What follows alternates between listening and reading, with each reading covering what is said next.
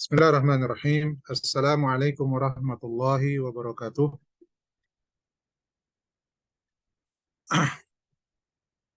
Innal hamdalillah nahmaduhu wa nasta'inuhu wa nastaghfiruhu wa natubu ilaihi wa na'udzu billahi min syururi anfusina wa min sayyiati a'malina. Man yahdihillahu fala mudilla lahu wa man yudlil fala hadiyalah.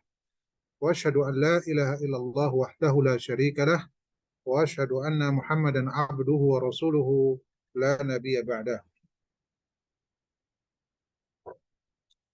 Allahumma alimna ma yanfa'una wanfa'na bima 'allamtana wa zidna ilma.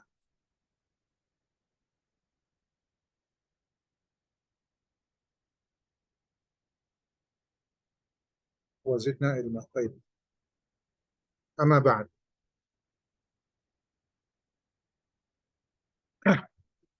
Ikhwani fillah, yang dirahmati oleh Allah Subhanahu wa taala,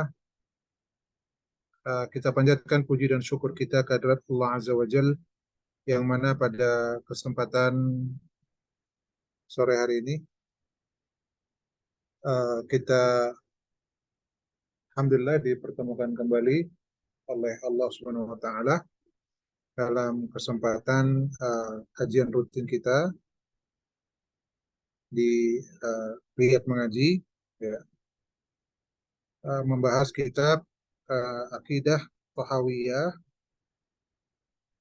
yang kita sampai pada poin yang terakhir kemarin, poin ke-214, ya.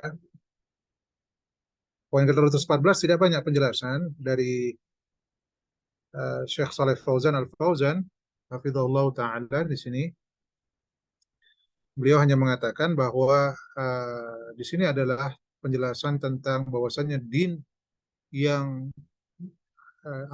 yang diakui di sisi Allah Subhanahu wa taala itu satu-satunya adalah agama Islam ini, ya.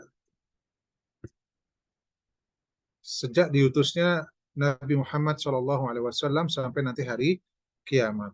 Jadi tidak ada din yang lain, tidak Nasrani, tidak juga Yahudi ataupun yang lainnya. Inna dina indallahi al-Islam. Inna dina indallahi al-Islam. Kemudian juga Allah Subhanahu wa taala berfirman, wa raditu lakumul Islam madina, dan aku ridha kepada kalian, ya, agama Islam itu menjadi agama kalian. Ini agama yang diridhoi oleh Allah Subhanahu wa taala, ya. Saya kira jelas sekali, tidak perlu penjelasan untuk masalah ini. Kemudian poin ke-215, Al-Imam Abu Ja'far At-Tahawi rahimahullah mengatakan, wa huwa bainal ghuluwi wat taqsir.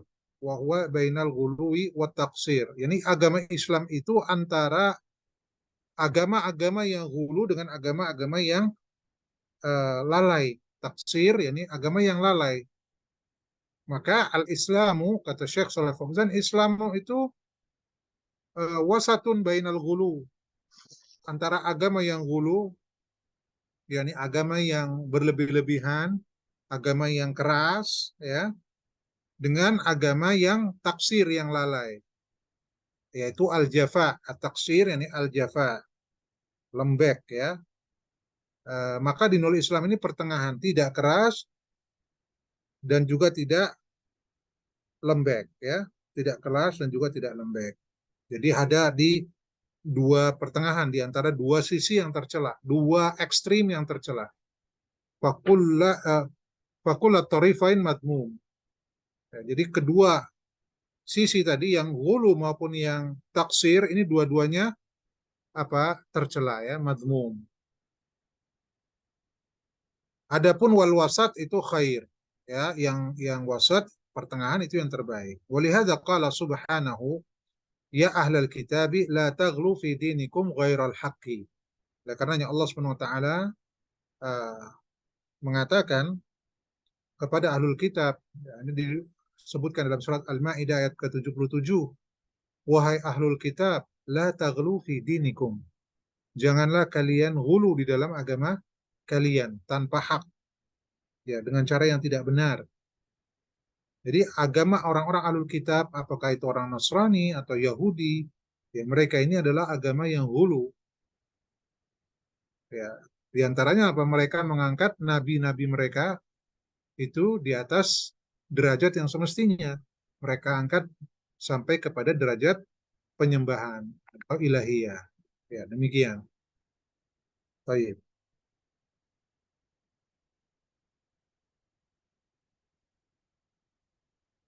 Kemudian beliau membawakan sebuah hadis yang saya kira sudah ma'ruf, sudah diketahui oleh kita semua ya, bagaimana buruknya orang-orang yang melampaui batas. Wa qala alaihi salatu wassalam halakal mutanatti'un. Halakal mutanatti'un. Halakal mutanatti'un. 3 kali Rasulullah Shallallahu Alaihi Wasallam mengulangi perkataan beliau. Halakal mutanatti'un. Ya, celakalah, binasalah orang-orang yang melampaui batas. Mutanatti'un itu orang-orang yang mutasyaddidun fi umurid din. Orang-orang yang keras, ekstrim di dalam agama ini. Sikapnya keras, sikapnya ekstrim, gulu dalam beragama. Walamma qala nafarun ala ahdin Nabi SAW, qala ahadum ana asumu wala uftir. Ini beliau katakan kapan? Ketika ada sebagian orang pada pada masa Nabi SAW yang mereka mengatakan ana asum wala uftir. Ana asum wala uftir. Aku berpuasa dan aku tidak berbuka, katanya. Karena mereka merasa apa yang mereka lakukan itu nggak ada apa-apanya dibanding Nabi Shallallahu Alaihi Wasallam, sehingga kemudian mereka berazam gitu ya. Mereka berazam untuk apa? Untuk melakukan ibadah secara ekstrim. Yang satu mengatakan ana asumu wala uftir, saya puasa dan saya tidak buka. Jadi terus puasanya sambung, siang puasa, malam puasa, besoknya lagi puasa. Jadi nggak buka-buka. Iya. Yang lain mengatakan ana usolli wala anam. Saya akan terus sholat, nggak akan tidur-tidur. Jadi malam itu sholat terus, nggak tidur-tidur. Ya. Wa qala ats-tsalitsu, yang ketiga mengatakan amma ana fala aqul lahm. Nah, ya. Yang ketiga mengatakan afwan, tertutup ini. Ya. Yang ketiga mengatakan saya akan uh, apa namanya? Saya akan tidak makan laham, ya, tidak mau makan daging. Haram daging itu buat saya. Saya tidak akan makan daging. Yang keempat mengatakan amma ana fa'tazilun nisa, saya nggak akan nikah. Ya. Ini semua dalam rangka apa? Berlebih-lebihan di dalam agama mereka. Nah, yang satu apa? Tidak mau berbuka, puasa terus-menerus. Yang satu lagi mengatakan saya akan sholat terus-terusan, tidak akan tidur-tidur. Yang ketiga mengatakan saya tidak akan makan daging. Yang keempat, saya mengatakan saya tidak akan menikah. Saya menjauhi perempuan, wanita. Maka Rasulullah ketika mendengar ini, beliau marah. Beliau marah. Ya. Antumul ladzi ya taquluna kadza wa kadza. Kalian ini kayak mengatakan demikian dan demikian. Maka kata Rasulullah sallallahu alaihi wasallam, "Amma inni atqakum lillah wa akhsyakum lillah." Adapun aku ini orang yang paling bertakwa kepada Allah di antara kalian. Aku yang paling takut kepada Allah di antara kalian. Wa inni asumu wa uftir. Nah, perhatikan ini, ya. Bagaimana ibadahnya Rasulullah? Beliau puasa, beliau juga buka. Ya, wa usolli wa anam. Dan aku sholat, aku pun juga tidur. Setiap uh, apa? Setiap sesuatu itu ada haknya. Badan kita perlu istirahat, perlu asupan gizi, ya, sehingga perlu makan. Nggak mungkin kita puasa terus-menerus. Kita ini bukan makhluk yang tidak butuh makan dan minum. Kita makhluk yang butuh makan dan minum. Rasulullah SAW manusia. Beliau berpuasa dan beliau juga berbuka. Beliau manusia, beliau butuh istirahat. Makanya beliau sholat, tapi juga beliau tidur. Kemudian beliau mengatakan, wa atazawwajun nisa. Ya, dan aku menikah. Ya, aku menikah, kata Rasulullah. Ya, kita ketahui Rasulullah istrinya banyak. Jadi Rasulullah menikah. Wa akulul lahm, dan aku makan daging. Sering banyak dijumpai Rasulullah SAW berserta para sahabatnya makan daging sembelihan. Faman raghiba an sunnati, kata Rasulullah, barang siapa yang benci dengan sunnahku, barang siapa yang tidak suka dengan sunnahku, falaisa minni, maka dia bukan golonganku. Ya. Kenapa demikian? Kata Syekh Saleh Fauzan, li'anna hadza tasydidun ma amarallahu bihi. Karena apa yang dilakukan oleh para sahabat itu, yang mereka tidak mau berbuka, yang mereka tidak mau tidur, yang mereka tidak mau makan daging, tidak mau demikian dan demikian dan demikian, dalam rangka menghabiskan seluruh waktunya untuk beribadah, tidak mengindahkan apa yang menjadi hak untuk jiwanya, untuk badannya, untuk istrinya, untuk anaknya, maka ini termasuk tasdid terhadap apa yang Allah perintahkan, berlebih-lebihan. Makanya Allah Subhanahu wa taala mengatakan dalam Quran surat Al-Maidah, Allah berfirman, "Ya ayyuhalladzina amanu la tuharrimu thayyibati ma ahallallahu lakum." Wahai orang-orang yang beriman, jangan kalian mengharamkan makanan-makanan yang baik atau hal-hal yang baik yang Allah halalkan untuk kalian. Yakni min babit tadayyun. Karena urusan agama, karena perkara agama. Misalnya, agama tidak melarang kita makan daging, maka jangan mengharamkan itu atas diri kalian. Ya, agama tidak melarang kalian mendatangi istri-istri kalian, tidak mengharamkan kalian untuk menikah, maka jangan menjauhi wanita dengan sebab nanti demikian dan demikian. Ya, wala ta'tadu dalam ayat yang lain. Bukan lanjutannya ya. Al-Maidah masih dalam ayat yang sama. Wala ta'tadu. Jangan kalian melampaui batas. Iya. Melampaui batas ini ada dua macam tadi. Ada yang ekstrim ke hulu, ekstrim ke atas, ada yang ekstrimnya ke bawah. Ada ekstrimnya ke kanan, ada ekstrim kiri gitu ya. Jadi ada yang taksir, ada yang tafrid, ada yang ifrat. Ada yang hulu, ada yang apa? Ada yang taksir. Ya seperti itu, anjafa ya, seperti itu. Taib, itu poin ke 215. Jadi Islam itu agama yang pertengahan, tidak berlebih-lebihan dan tidak juga melalaikan, ya. Tengah-tengah saja. Ya. Poin ke berikutnya 216. Wa baina tashbih wa ta'til. Nah, ini adalah sebenarnya dalam kaitannya dengan apa? Dengan sifat-sifat Allah Subhanahu wa taala, ya, terkait dengan sifat-sifat Allah Subhanahu wa taala. Demikian hatta dalam masalah akidah, masalah sifat-sifat Allah, ini bagian daripada tauhid asma wa sifat.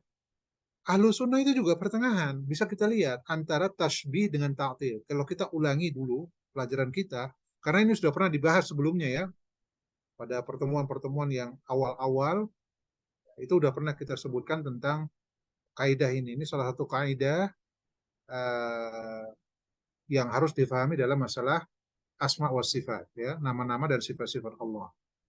Ahlussunnah itu tidak tasbih dan juga tidak ta'til. Apa tasbih? Yakni maksudnya tasbih di sini adalah orang-orang yang menyerupakan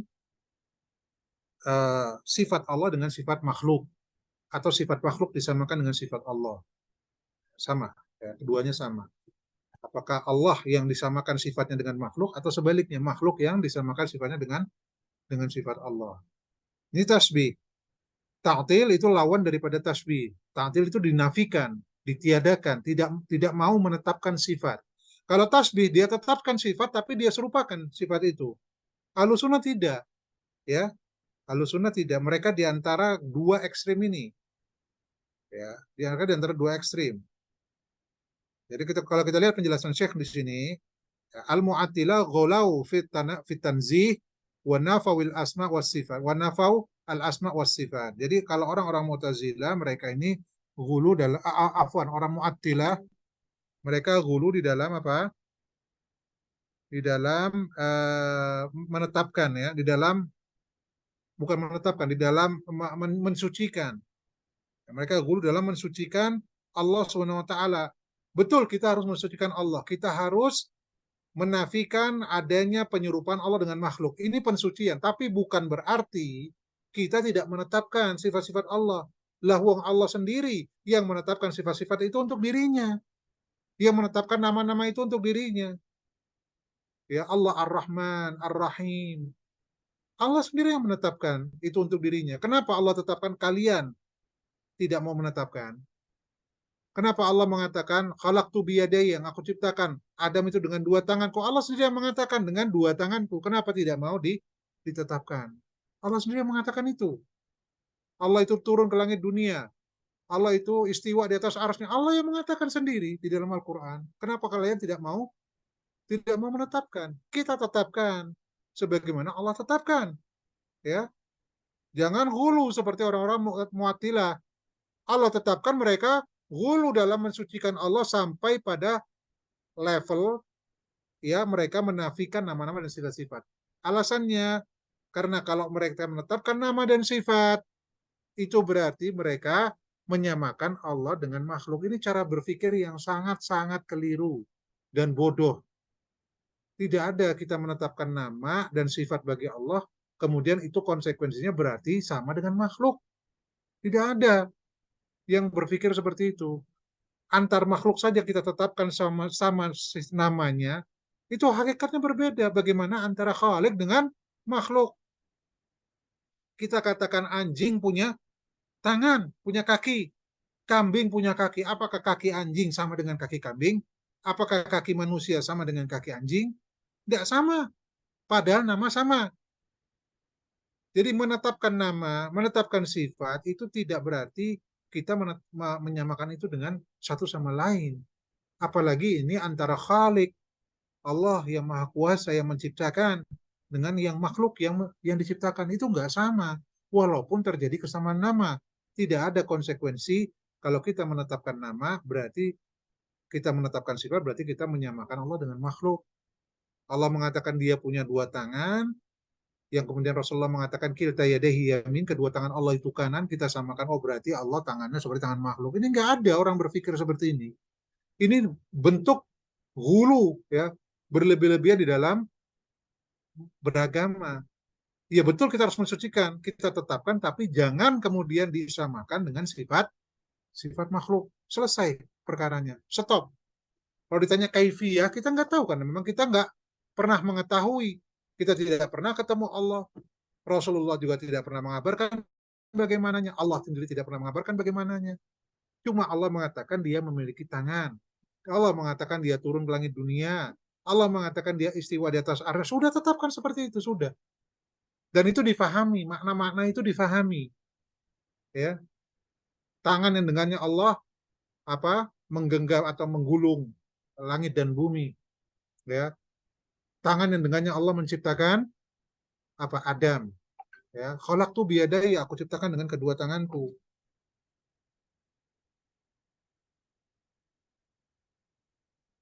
Ya, sebentar ya, ya.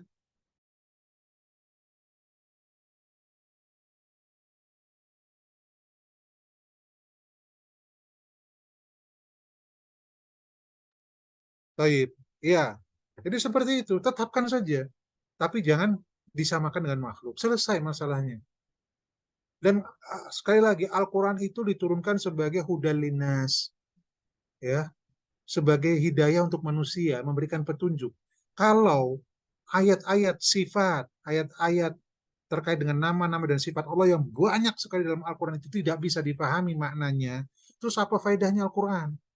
Allah mengatakan Ar-Rahman Ar-Rahim, kita nggak tahu apa mana Ar-Rahman Ar-Rahim. Allah mengatakan khalaqtu biyadaya, kita nggak tahu. Allah mengatakan sumastawa alal arsh, kita nggak tahu mana istiwa itu apa. Terus faedahnya apa Al-Quran? Padahal banyak sekali ayat-ayat di dalam Al-Quran dan juga hadis-hadis Rasulullah yang berkaitan dengan nama-nama dan sifat-sifat Allah Subhanahu wa taala. Di sana ada kelompok yang mereka ya tidak mau menetapkan nama dan sifat, seperti Mu'attilah juga. Ada juga kelompok yang mereka menetapkan nama, menetapkan sifat tapi nggak tahu makna. Ini orang-orang yang namanya ahlut tafwid. Mereka ini ahlut tajhil. Kadang-kadang para ulama mengatakan ahlut tajhil atau ahlut tafwid. Mereka serahkan makna itu kepada Allah. Makna yang benar itu mereka nggak tahu. Lalu terus kalau baca Quran, maknanya ini apa faedahnya untuk kita? Di mana sisi Al-Quran itu hudal linas? Wa bayyinatin minal huda wal furqan. Mana fungsi Al-Quran untuk menjelaskan sebagai hidayah yang akan memberikan hidayah kepada manusia? Nggak ada faedahnya karena nggak bisa dipahami maknanya. Ini kekeliruan orang-orang ahlu ahlu tafwid ya. Sama kaidah dalilnya itu sama dengan orang-orang Mu'attilah, yakni mereka ingin mensucikan Allah Subhanahu wa taala dari penyerupaan dengan makhluk. Padahal kalau kita stop sampai memaknai sebagaimana zahirnya sudah cukup. Kaifiyahnya kita nggak tahu. Stop sampai situ. Itu yang dinafikan oleh para salaf. Kaifiyah sifat Allah. Itu yang dinafikan. Bukan makna. Makna itu difahami. Ya, makanya Imam Malik mengatakan al-istiwa maklum. Istiwa itu maklum. Istiwa, ya Allah istiwa di atas arsy-Nya, itu diketahui maknanya. Wal kaifu majhul, atau kaifiyah itu majhul. Kaifiyahnya yang kita nggak tahu. Istiwanya gimana itu kita nggak tahu. Ya. Wal iman bihi wajib. Kita iman dengannya itu wajib. Wajib kita imani. Sebagaimana datangnya. Ya. Kama ja'a. Sebagaimana datangnya. Tidak perlu diperpanjang masalah itu. Sudah Allah mengatakan dia istiwa, ya sudah Allah istiwa. Apa mana istiwa? Ala wastaqarra. Ala wartafa, afwan. Ala wartafa. Allah itu meninggi.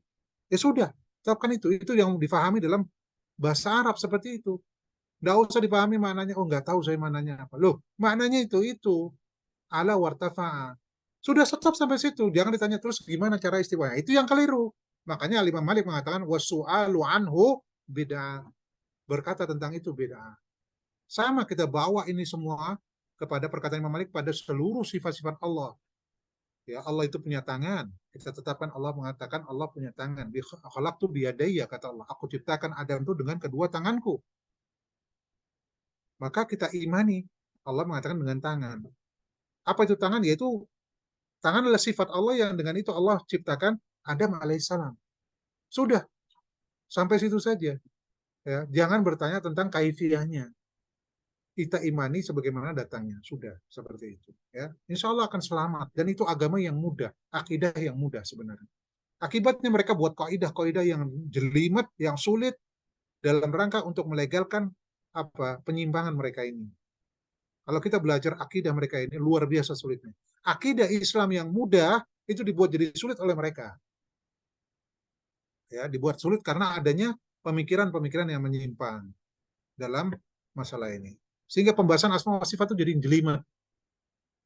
Para ulama kita, para imam, mereka membuat kaidah-kaidah untuk membantah kaidah-kaidah yang dibuat oleh mereka-mereka ini. Ya, iya. Baik, ikhwani fillah. Kemudian kita lanjutkan. Wal musyabbihatu ghalau fil itsbat hatta syabbahullah bi khalqihi. Nah, adapun ekstrim yang satunya lagi yang taksir, ya, mereka kelompok musyabbihah, mereka hulu di dalam menetapkan. Kita tetapkan nama dan sifat bagi Allah, tapi jangan disamakan, diserupakan dengan makhluk. Mengatakan tangan Allah ya seperti tangan kita, tangan makhluk. Pendengaran Allah seperti pendengaran makhluk. Ilmu Allah seperti ilmu makhluk. Istiwa Allah seperti istiwanya para raja, para makhluk. Nah, ini keliru. Ini sudah menyamakan Allah dengan makhluknya. Maka akidah kita itu pertengahan. Allah sendiri mengatakan laisa kamitslihi syai'un. Tidak ada sesuatu apapun yang serupa dengan dia. Tapi Allah tidak berhenti di situ. Allah lanjutannya wa huwas samiul basir. Ya, wa huwas samiul basir, dan dia maha mendengar lagi maha melihat. Ayat ini membantah dua kelompok sekaligus. Laisa kamitslihi syai' ini membantah siapa? Musyabbihah. Kelompok yang menetapkan nama-nama Allah dan sifat tapi mereka menyerupakan dengan sifat makhluk.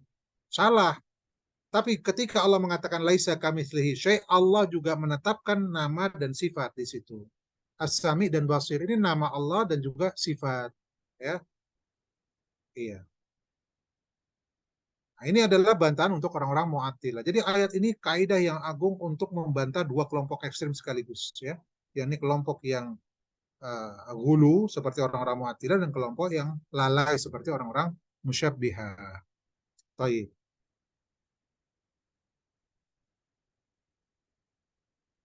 Ya.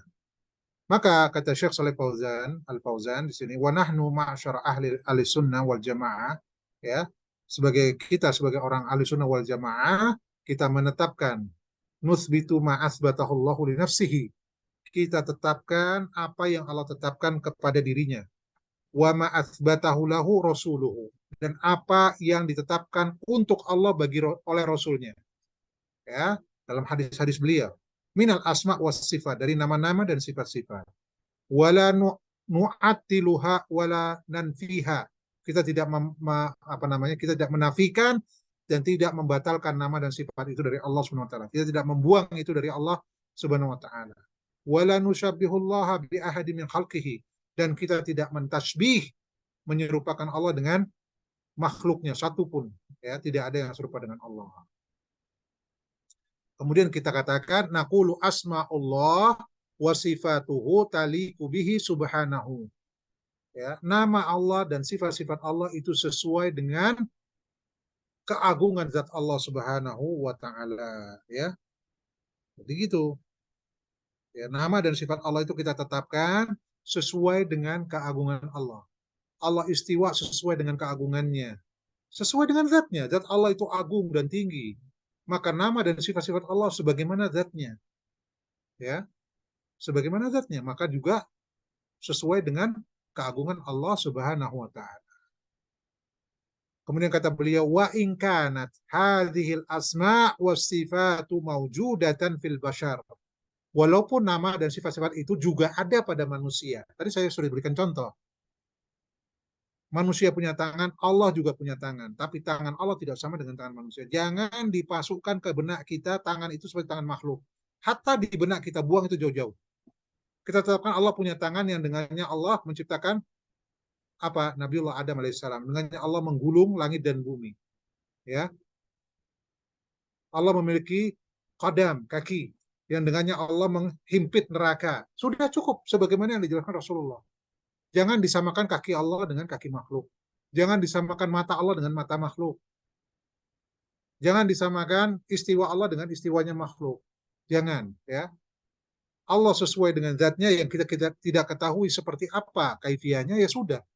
Cukup sampai di situ, ya. Walaupun ada kesamaan nama. Iya, makanya kata beliau, walaupun ada pada manusia, jangan disamakan. Lakinnal kaifiyata mukhtalifah. Kaifiyahnya berbeda. Wasifatu tabi'atun lil mausuf. Nah, ini tadi yang saya katakan. Sifat itu mengikuti yang disifati. Kakinya anjing, ya karena sifat anjing begitu. Anjing begitu, ya kakinya begitu. Manusia punya kaki juga. Manusia sifatnya apa? Yang disifati itu manusia, maka sifatnya mengikuti manusianya. Mengikuti yang disifati, sama. Kaki meja. Meja adalah benda mati. Ya seperti itu sudah. Nggak sama dengan kaki manusia. Iya apa tidak, ya kawan? Kan seperti itu. Mudah saja. Antara makhluk, karena zatnya beda-beda, maka sifatnya juga beda-beda. Ya, orang mengatakan daun telinga sama daun pintu. Pintu benda mati. Daun pintu seperti apa? Beda dengan daun telinga. Ya kan beda. Mata air dengan mata manusia beda. Ya, nama boleh sama, tapi karena yang disifati beda, maka dia beda. Kaifiahnya beda. Apalagi al-khaliq dengan makhluk, jelas sekali perbedaan. Ini gampang sekali dicerna bagi orang yang tidak punya pendidikan tinggi. Nggak harus pendidikan tinggi seperti ini. Orang Arab Baduy saja paham, budak wanita saja paham. Ya, di zaman Rasulullah yang seperti ini cukup. Ya, seperti ini mudah sekali. Nggak perlu kita ribet ya dalam menetapkan kaidah begini, kaidah begitu. Ya, sulit. Agama jadi sulit dengan sebab munculnya kelompok-kelompok yang hulu di dalam uh, agama ini. Iya. Kemudian poin ke berikutnya 217. Ya, di sini beliau mengatakan wa bainal jabri wal qadar. Ya. Pertengahan antara dua faham ini. Kalau tadi dalam masalah nama dan sifat-sifat Allah, maka ini dalam apa? Dalam takdir antara al-jabr dan qadar. Ya, al-jabr dan qadar, ini orang-orang jabriyah atau jabriyah, ya, dan orang-orang qadariyah.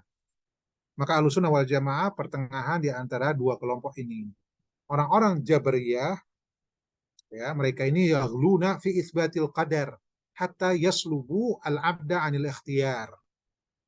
Mereka ini, orang-orang Jabariyah ini, mereka ekstrim dalam menetapkan takdir sampai-sampai mereka hilangkan, mereka rampas sama sekali adanya ikhtiar dari hamba. Hamba itu nggak punya pilihan, hamba itu dipaksa, kata mereka. Kata mereka, ya, fayaqulun, kata Syekh Saleh Fauzan di sini menukil apa yang dikatakan oleh orang Jabriyah, al-abdu laisa lahu ikhtiyar, kata mereka. Hamba itu nggak punya pilihan, nggak punya ikhtiar. Af'aluhu kulluha majburun 'alaiha. Ya, perbuatan-perbuatan makhluk itu semuanya dipaksa atas mereka, dipaksa. Makhluk itu dipaksa untuk melakukan perbuatan. Jadi kalau mereka berzina itu dipaksa oleh Allah. Na'udzubillah. Mereka mencuri dipaksa oleh Allah Subhanahu wa taala. Na'udzubillah. Makanya dahulu di zamannya Umar bin Khattab ada orang pencuri, kemudian dia berdalih bahwa itu dia dipaksa oleh Allah. Maka Umar potong tangannya, saya juga mau potong tanganmu. Kenapa? Karena dipaksa oleh Allah. Ya, simple Umar bin Khattab radhiyallahu taala. Dia pakai akidahnya orang ini untuk membantah orang tersebut. Ya, nggak ada ceritanya. Kita ini punya pilihan ya, kawan. Manusia punya pilihan. Antum datang ke sini apa dipaksa? Nggak ada. Antum milih. Ya, antum mau hadir kajian atau enggak? Nggak ada yang maksa. Pilihan kita sendiri. Allah tunjukkan nih jalan kebaikan, nih jalan keburukan. Nggak ada yang maksa. Antum ke masjid, sholat Jumatan, apa dipaksa? Enggak. Antum pilihan antum sendiri datang ke sana. Ya, seperti itu. Maka seluruh perbuatan makhluk itu kata orang Jabariyah itu dipaksa, majbur. Ya, kata mereka uh, makhluk itu alatun yuharrikuhul qadar, yakni sebuah alat yang digerakkan oleh takdir. Maka sholatnya, siamnya, amalan-amalan dia itu bukan karena pilihan dia. Itu semua adalah dari perbuatan apa itu semua dipaksa oleh Allah Subhanahu wa taala. Ya sebagaimana alat dia digerakkan, ya alat itu digerakkan, maka manusia begitu juga perbuatan itu digerakkan oleh Allah Subhanahu wa taala. Iya. Padahal kalau kita lihat kita nih mampu, kita mau berdiri ya berdiri, mau duduk ya duduk, mau makan makan, atau mau nyuap nasi ya nyuap nasi, mau minum ya minum. Itu semua gerakan yang bisa kita kendalikan, kita pilih mau melakukan atau tidak. Ya, ada gerakan yang tidak bisa kita apa namanya kita kendalikan. Contohnya denyut jantung kita, kita nggak bisa kita kendalikan. Dia bergerak sendiri, ya tentunya dengan perintah Allah Subhanahu Wa Taala. Kemudian apa misalnya kalau kita kedinginan, ya, misalnya kita wudhu kemudian kena udara dingin kita menggigil, ini kan gerakan yang tidak bisa dikontrol. Tapi ada perbuatan-perbuatan dan banyak perbuatan-perbuatan manusia yang bisa dikendalikan dan bisa dikontrol dan bisa dipilih mau melakukan atau tidak. Semudah itu sebenarnya. Ya. Nah, lawan daripada mereka adalah orang-orang Qadariyah yang mereka gulu dalam menetapkan ikhtiar sampai-sampai mereka menafikan takdir. Ya, sampai-sampai mereka menafikan takdir, sampai mereka menjadikan hamba itu yastaqillu bi af'alihi wa yukhrijuna min iradatillahi wa masyiatihi, sampai mereka mengatakan bahwa hamba itu independen dengan perbuatan-perbuatan mereka sendiri. Mereka mengeluarkan perbuatan-perbuatan hamba makhluk dari kehendak dan irada dan masyiah Allah Subhanahu wa taala. Ya. Jadi apa yang dilakukan manusia itu tidak ditakdirkan oleh Allah Subhanahu wa taala. Manusia menciptakan perbuatannya sendiri. Nah, ini ekstrim berlawanan dengan orang-orang Jabariyah tadi. Kalau orang Jabariyah mengatakan bagaimana? Manusia dipaksa melakukan perbuatan. Manusia nggak punya pilihan. Semua perbuatan dia dipaksa. Orang-orang Qadariyah sebaliknya. Manusia itu melakukan, menciptakan perbuatan sendiri. Ya, ya, manusia itu menciptakan perbuatannya sendiri. Allah tidak ikut campur tangan dalam penciptaan perbuatan manusia. Nah, na'udzubillah. Ini dua kelompok ekstrim, ya. Ahlussunnah pertengahan, ya. Iya, Ahlussunnah pertengahan dalam masalah ini. Baik. Uh, bagaimana Ahlussunnah wal Jamaah? Kita menetapkan bahwasanya manusia punya iradah, punya masyiah. Kita punya kehendak, kita mau makan, kita mau minum, kita mau tidur, mau pergi ke masjid itu kehendak manusia. Dan kita punya kemampuan untuk melakukan itu. Allah berikan kemampuan. Ya.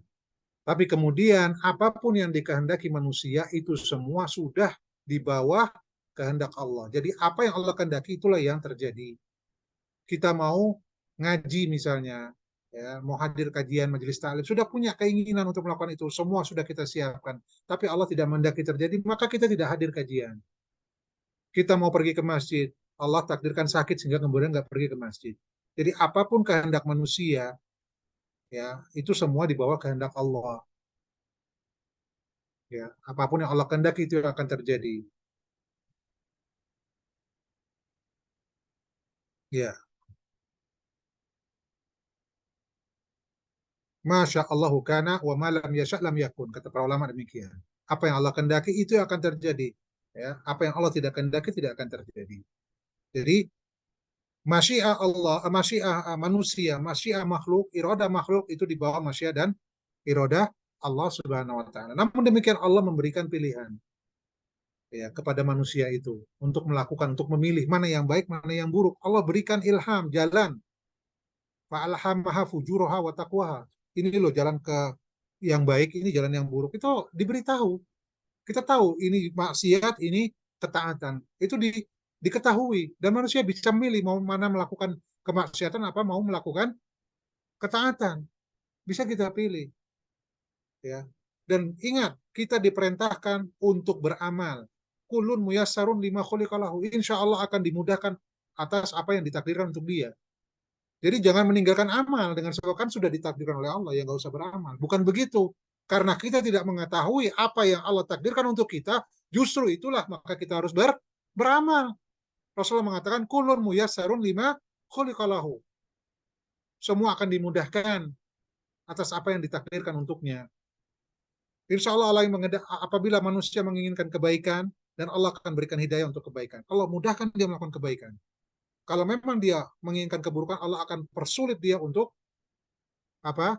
Melakukan kebaikan. Ya, seperti itu. Ya, taib. Kita lihat kelanjutannya penjelasan dari Syekh Shalih Fauzan. Wa amma ahlu sunnati wal jamaati fatawassatu fi hadhil masalah qalu innal abda lahu ikhtiyarun wa masyiah yaf'al bi ikhtiyarihi. Nah, ini tadi yang saya sudah jelaskan ya. Jadi ahlu sunnah pertengahan, hamba itu memiliki ikhtiar, pilihan, dan hamba memiliki masyiah, hamba melakukan perbuatan dengan pilihannya sendiri, walakinnahu la yakhruj an qada'illahi wa qadarihi. Tetapi apapun yang dikehendaki dan dipilih oleh manusia tidak akan keluar dari ketetapan dan takdir Allah Subhanahu wa taala. Wa af'aluhu khalqun lillah atau khalqullah. Adapun perbuatan-perbuatan makhluk, dia adalah makhluk Allah. Ya, Allah menciptakan kita dan apa yang kita lakukan. Ya, Allah menciptakan kita dan apa yang kita lakukan. Ya, jadi kalau perbuatannya itu perbuatan makhluk, disandarkan kepada makhluk, bukan perbuatan Allah. Kita mencuri, apakah kemudian layak kita sandarkan kita mencuri, ini Allah yang apa namanya, yang kita sandarkan kepada Allah. Ada orang mabuk-mabukan, berzina, kemudian disandarkan kepada Allah? Tidak, itu disandarkan kepada yang melakukan. Ya, Allah tidak tidak disandarkan kepadanya perbuatan yang dilakukan oleh makhluk. Ya. Tapi memang dari sisi takdir memang demikian. Itu ditakdirkan oleh Allah. Fir'aun kafir, ditakdirkan oleh Allah demikian. Iblis kafir, ditakdirkan demikian. Ya, seperti itu. Walakin Allah wal muqaddir. Ya Allah yang mentakdirkan. Tapi Allah tidak melakukan itu. Itu perbuatan makhluk. Ya, falidzalika yu'aqabu ala jaraimihi. Oleh karenanya ketika makhluk yang berbuat, makhluk yang dia adab, yang dihukum. Allah sudah berikan ini yang taat, ini yang maksiat. Ini yang baik, ini yang benar. Ini jalan yang lurus, ini jalan yang menyimpang. Lah makhluk yang berbuat, kenapa kok makhluk yang dipaksa, ini kalau menurut orang-orang Jabariyah, kenapa dihukum? Kan dipaksa. Enggak demikian. Kalau gitu Allah zalim namanya. Ya, makanya akidah ini keliru. Makhluk sendiri yang melakukannya. Oleh karenanya ketika mereka melakukan perbuatan maksiat, yang diadab, yang dihukum siapa? Ya mereka sendiri. Makhluk itu sendiri. Ya.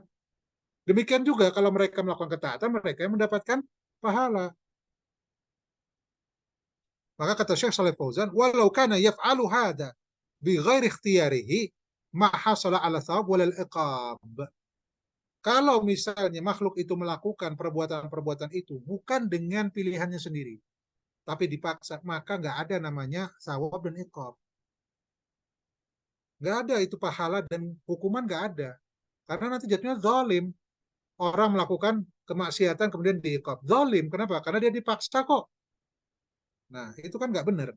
Makanya dalam syariat al-majnun was-saghir la yu'akhadan. Al-majnun was-saghir la yu'akhadan. Orang-orang gila dan orang-orang yang masih kecil ini tidak dihukum, tidak diazab. Diangkat kolam itu. Mereka tidak mendapatkan pahala dan tidak juga mendapatkan hukuman. Karena mereka tidak memiliki akal, tidak diberi akal untuk memiliki pilihan dengan akalnya. Demikian juga orang-orang yang mukrah, alladzi laisa lahu ikhtiyar, la yu'akhadhu. Tiga, ya, yang tidak dihukum. Yang tidak dihukum itu siapa saja? Yang pertama, orang-orang yang gila, majnun. Yang kedua, anak kecil. Yang ketiga, orang yang dipaksa. Kita dipaksa untuk meninggalkan sholat, misalnya. Atau dipaksa tidak puasa. Enggak berdosa, dipaksa. Ya. Seperti itu enggak di apa namanya enggak di layu akad itu lah tidak dihukum, tidak diazab dengan sebab perbuatan tersebut, ya. Jadi Allah itu maha adil dan Allah tidak akan menzalimi hamba-hambanya. Baik. Ikhwan fillah yang dicintai Allah Subhanahu wa taala.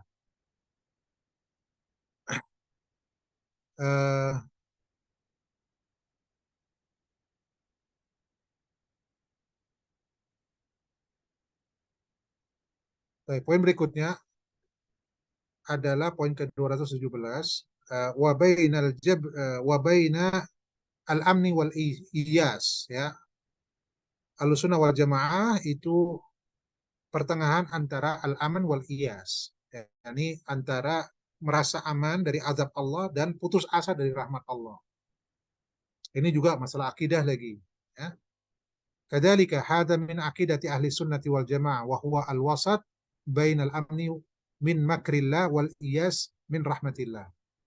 Ya, jadi Ahlussunnah itu pertengahan antara merasa aman dari makar Allah, dari pembalasan Allah. Makar di sini maksudnya pembalasan Allah. Ya. Jadi biasanya ketika seorang makhluk melakukan makar kepada Allah, maka Allah akan membalas makar mereka. Ya. Jadi pembalasan Allah kepada makhluk-makhluk yang melakukan makar kepadanya. Kemudian yang kedua, makhluk sunnah juga tidak berputus asa dari rahmatnya.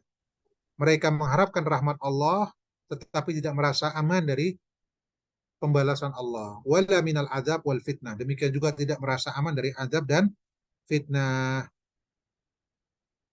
Nah, jadi mereka itu menyatukan, ya, afwan di sini, lakinna la yaqnatuna min rahmatillah. Mereka tidak putus asa dari rahmat Allah dan tidak merasa aman dari azab Allah. Mereka menggabungkan antara al-khaufu war roja, rasa takut dan rasa harap. Nah, karena ada dua kelompok ekstrim nanti. Yang satu gulu dalam masalah roja, yang satu gulu dalam masalah khauf. Gulu dalam masalah khauf, jatuhlah dia ke dalam kelompok khawarij. Orang khawarij, ya, orang-orang yang gulu dalam masalah khauf karena saking takutnya dengan azab Allah Subhanahu wa taala sehingga orang-orang yang melakukan dosa besar itu dihukumi kafir. Supaya jangan sampai mereka melakukan dosa besar. Simpel kan? Jadi akidah mereka gampang difahami, tapi keliru akidah mereka ini. Karena saking takutnya kepada azab Allah Subhanahu wa taala sehingga mereka mengambil seluruh ayat-ayat yang berisi ancaman dan mereka lupa di sana ada ayat-ayat yang berisi ampunan, yang berisi rahmat. Memang betul ada ayat-ayat yang berisi ancaman, tapi juga ada ayat-ayat yang berisi ampunan, yang berisi rahmat Allah. Nah, orang-orang Khawarij mereka gulu dalam hal ini. Sehingga kemudian mereka menetapkan pelaku dosa besar itu kafir keluar dari Islam. Ya, seperti itu. Satu lagi roja. Ar-roja ini orang-orang yang hulu dalam berharap pada rahmat Allah. Akibatnya apa? Pelaku dosa besar nggak apa-apa, tidak memudaratkan keimanan. Itu kata mereka. Inilah kelompok murjiah. Ya, kelompok murjiah seperti itu. Jadi mereka itu karena saking hulunya dalam merasa aman dari azab Allah, hanya bersandar kepada rahmat Allah. Jangan khawatir, Allah pasti ampuni, Allah pasti ampuni. Sehingga kata mereka, pelaku dosa besar tidak akan memudaratkan keimanan. Santai saja, tenang saja. Allah pasti ampuni. Sehingga tanpa sadar mereka lambat laun akan menuju kepada kekafiran juga. karena dosanya ditumpuk-tumpuk. Nggak apa-apa, nanti kan dia ampuni oleh Allah Subhanahu wa taala. Nauzubillah. Akhirnya apa? Lama-kelamaan mereka semakin jauh. Sampai dosa-dosa yang memang mengeluarkan dari Islam mereka lakukan. Simple karena apa? Karena mereka terlalu hulu di dalam bersandar kepada apa? Mengharap-harap rahmat Allah Subhanahu wa taala. Ini yang disebut dengan ar-raja. Iya. Sementara para nabi ya sebagaimana disebutkan dalam Quran surat Al-Anbiya ayat ke-90, para nabi itu innahum kanu yusari'una fil khairat. Ya, mereka bersegera di dalam melakukan perbuatan baik, dalam mengerjakan perbuatan baik, mereka tidak pernah menunda-nunda. Wa yad'unana raghaba wa rahaba. Mereka para nabi ini berdoa kepada kami dengan rasa harap dan rasa cemas. Raghaba wa rahaba. Ya, rasa harap dan rasa cemas. Wa kanu laha khashin, dan mereka adalah orang-orang yang tunduk khusyuk kepada kami.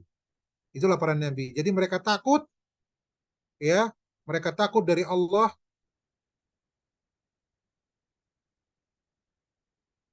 namun rasa takut mereka tidak mengantarkan mereka kepada sikap kunut, sikap putus asa dari rahmatnya.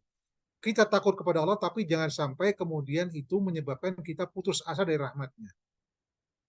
Ya, makanya Allah mengatakan dalam surat Yusuf ayat ke-87, innahu la yai'asu mir rauhillah illa al-qaumul kafirun. Sesungguhnya ya bahwasanya tidak ada yang putus asa dari rahmat Allah kecuali kaum yang kafir, ya, orang-orang kafir.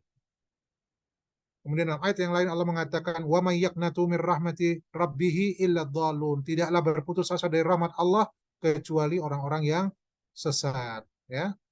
Baik. Kemudian juga mereka takut kepada Allah tapi tidak sampai kepada putus asa. Demikian juga sebaliknya, mereka berharap kepada Allah Subhanahu wa taala, mereka berharap ampunan dari Allah Subhanahu wa taala, tapi tidak sampai kepada mereka merasa aman. Jadi ketika kita berharap akan ampunan Allah, jangan sampai merasa aman bahwasanya Allah pasti ampuni. Ya, jangan sampai merasa aman, pasti nanti dosa-dosanya diampuni oleh Allah. Jangan. Nah, makanya kita harus ada di antara dua ini, harap dan cemas. Rogoba warohaba. Seperti itu. Mungkin amalan kita nggak diterima, ya. Jadi selalu di antara dua itu sehingga kita terus giat beribadah karena mungkin saja amalan kita tidak diterima. Jangan merasa amalan kita udah banyak, pasti diterima. Atau jangan merasa bahwa dosa kita pasti diampuni sehingga terus bergelimang dalam perbuatan dosa. Sehingga hati itu jadi hitam karena saking banyaknya dosa. Ketika dosa semakin banyak, maka hati manusia semakin hitam sehingga hidayah susah masuk. Sehingga jangan heran orang-orang yang terlampau banyak maksiatnya akibatnya mereka jatuh ke dalam kekafiran. Awalnya maksiat tapi ditumpuk sampai akhirnya hitam hatinya, tidak bisa melihat lagi hidayah dan akhirnya jatuh ke dalam kekufuran, ya. Kemudian juga Allah SWT berfirman, afa aminu makrallah fala ya'manu makrallahi illal qaumul khasirun. Apakah mereka merasa aman dari makar Allah, dari pembalasan Allah? Tidak ada yang merasa aman dari makar Allah kecuali orang-orang yang rugi, ya, seperti itu. Ibrahim alaihissalam, ya, berkata sebagaimana difirmankan oleh Allah SWT dalam surat Ibrahim ayat 35, wajnubni wa bani an na'budal asnam. Perhatikan ini, wajnubni wa bani an na'budal asnam. Jauhkanlah aku dan anak keturunanku dari beribadah kepada berhala. Nabiullah Ibrahim, nabi, dijamin masuk surga. Sudah diampuni dosanya oleh Allah Subhanahu wa taala, baik yang dahulu maupun yang akan datang. Sebagaimana para nabi, maksum, masih berdoa kepada Allah karena takut akan diri beliau dan juga anak keturunannya terjatuh dalam perbuatan syirik. Ya. Karena kenapa? Karena kata beliau di sini, karena dia manusia. Li'annahu bashar. Perhatikan, Pak Ibrahimu ma amana ala nafsi. Nabiullah Ibrahim tidak merasa aman. Walaupun dia nabi, walaupun beliau nabi, beliau tidak merasa aman dari makar Allah. Walakinnahu khafal fitnah. Beliau takut akan fitnah. Li'annahu bashar. Karena beliau juga manusia. Sebagaimana manusia. Iya. Maka kata beliau, kata Syekh Saleh Fauzan, fala ya'manul insanu ala nafsihi. Janganlah seorang manusia merasa aman atas dirinya. Wa yaqulu ana rajulun salihun. Saya ini orang saleh. Ya, santai, saya nggak akan terjerumus dalam kemaksiatan. Ini hati-hati yang seperti ini. Ya, hendaknya ya khafu ala nafsi, dia khawatir kepada dirinya. Ma'adamil kunut min rahmatillah, tanpa harus disertai dengan adanya sikap putus asa. Ketika dia melakukan dosa, ia jangan putus asa, Allah pasti tidak ampuni dosanya. Jangan, taubat kepada Allah, kembali kepada Allah. Ya, makanya Allah berfirman, "Qul ya ibadiyalladzina asrafu ala anfusihim la taqnatu min rahmatillah." Ya, katakanlah, hai hamba-hambaku yang melampaui batas terhadap diri mereka sendiri, janganlah kalian putus asa dari rahmat Allah. Innallaha yaghfiru dzunuba jami'a. Sesungguhnya Allah mengampuni dosa-dosa itu seluruhnya. Allah itu Maha Pengampun, Maha Penerima taubat. Hatta orang melakukan kesyirikan, kalau dia taubat dengan taubatan nasuha, Allah ampuni. Syaratnya apa? Taubat. Sebelum taubat itu ditutup. Ya, hatta itu dosa syirik. Kalau betul dia bertaubat dengan taubatan nasuha, Allah akan ampuni.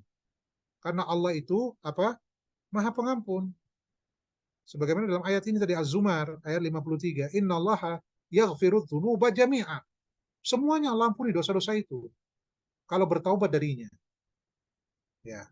Innahu huwal ghafurur rahim, karena Allah itu Al-Ghafur, Allah itu Maha Pengampun. Allah itu penyayang kepada hamba-hambanya. Dosa syirik yang tidak diampuni oleh Allah kalau dia tidak bertaubat ketika dia mati dan dia di atas perbuatan syiriknya.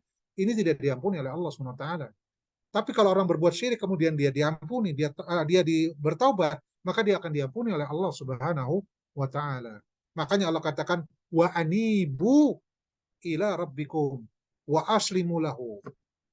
Ya, berserah dirilah kamu kepadanya sebelum kamu tidak dapat ditolong lagi oleh siapapun, ya. Wa aslimu lahu, dan berserah dirilah kepadanya. Anibu ilallah, kembali kepada Rabbmu. Demikian. Maka kata Syekh Saleh Fauzan, fal wajibu 'alal insan an yaf'ala asbabar rahmah wa hiya at-taubah. Nah ini, wajib bagi setiap manusia, setiap orang untuk menjalani sebab-sebab yang mendatangkan rahmat, yaitu salah satunya adalah taubat dan islamul wajhi lillah, berserah diri kepada Allah. Taubat dan berserah diri. Ini akan mendatangkan rahmat Allah Subhanahu wa taala. Ya. Inda dzalika yasulu ala rahmah, ya. Fa rahmatullahi qaribun minal muhsinin. Rahmat Allah itu dekat kepada orang-orang yang berbuat baik. Wal ihsan sababur rahmah, dan berbuat baik itu adalah sebab mendatangkan rahmah. Inilah mazhabnya Ahlussunnah wal Jamaah. Dan dia diantara dua mazhab tadi yang saya sudah sebutkan, yaitu mazhab Murji'ah yang mereka mengatakan la yadurru ma'al imani maksiyah. Maksiat tidak akan memudaratkan keimanan. Ini perkataan orang-orang Murji'ah. Ya, kata mereka fa idza kana al insanu mu'minan biqalbihi fala tadurruhul maksiyah. Kalau manusia itu beriman dengan hatinya, cukup dengan hati dia beriman, itu tidak akan memudaratkan maksiat-maksiat itu. Ada nggak orang seperti ini? Banyak, ya, banyak orang seperti ini. Santai saja, nggak apa-apa, hadir di majelis-majelis maksiat nggak masalah, nonton maksiat nggak masalah. Kalau orang itu imannya kuat, insya Allah nggak akan masalah. Ini keliru, ini perkataan Murji'ah yang seperti ini. Hati-hati ya. Dan ini kita jumpai tokoh, ada beberapa tokoh yang seperti ini mengatakan seperti ini.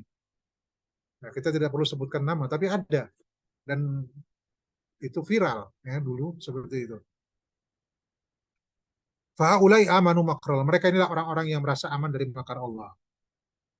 Karena kata mereka al amal la tadkhulu fi hakikatil iman. Amal itu nggak masuk dalam keimanan.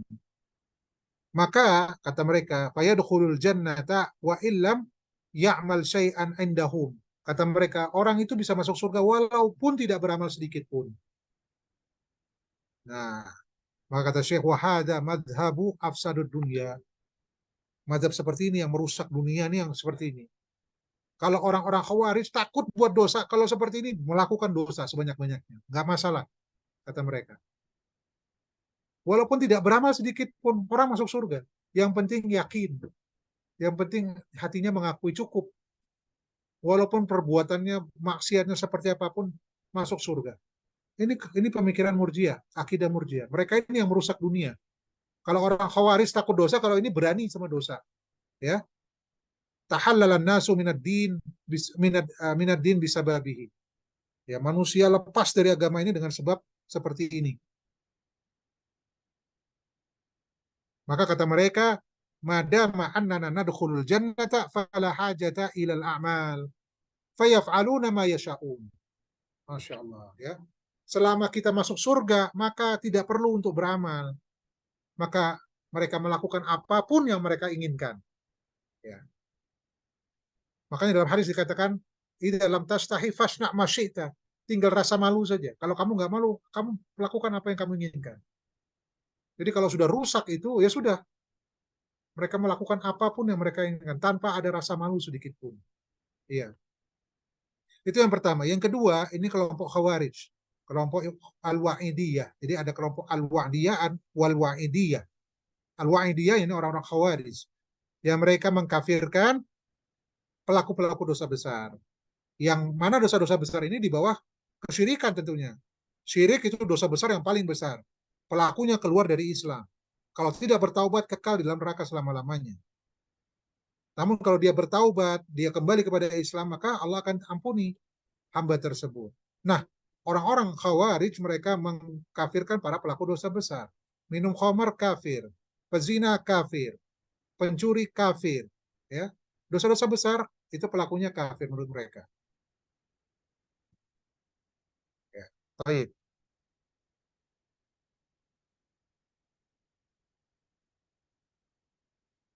Kemudian mereka ini meyakini uh,